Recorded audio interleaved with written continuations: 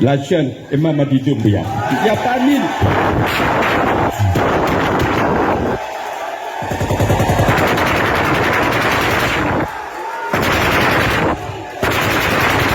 Une position par rapport à la mascarade électorale annoncée pour le 28 décembre.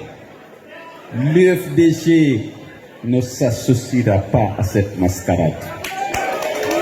Parce que vous savez, c'est un processus déclenché pour donner un semblant de légitimité et de légalité à la confiscation du pouvoir et à la commission du parjure. Nous ne sommes pas de cette catégorie. Nous ne participerons ni directement ni indirectement à cette mascarade.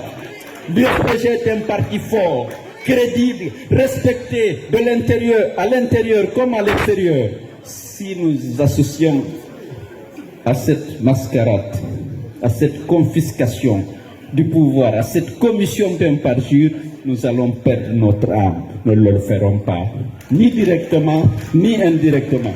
Vous savez, le processus a été déclenché. C'était d'abord le référendum.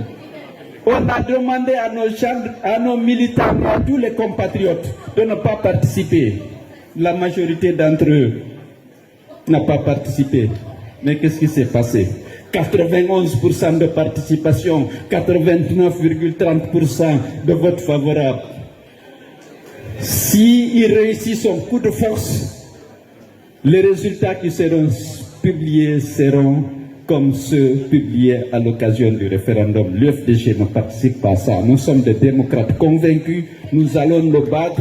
Nous n'allons pas participer à l'enterrement de la démocratie et de liberté publique dans notre pays.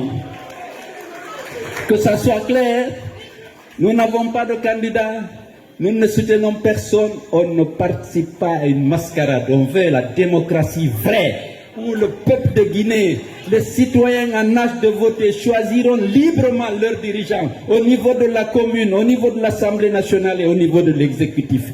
Nous nous battons pour ça. Je dis encore une fois, on ne se bat pas que pour celui où on est convaincu que celui au pouvoir, il mènera les réformes pour que ces droits puissent être exercés pleinement par les citoyens. On se débat. Mais pour l'instant, on refuse d'être complice, caution d'une confiscation du pouvoir par celui qui avait juré de ne jamais se porter candidat à l'élection organisée pour le retour à l'ordre constitutionnel.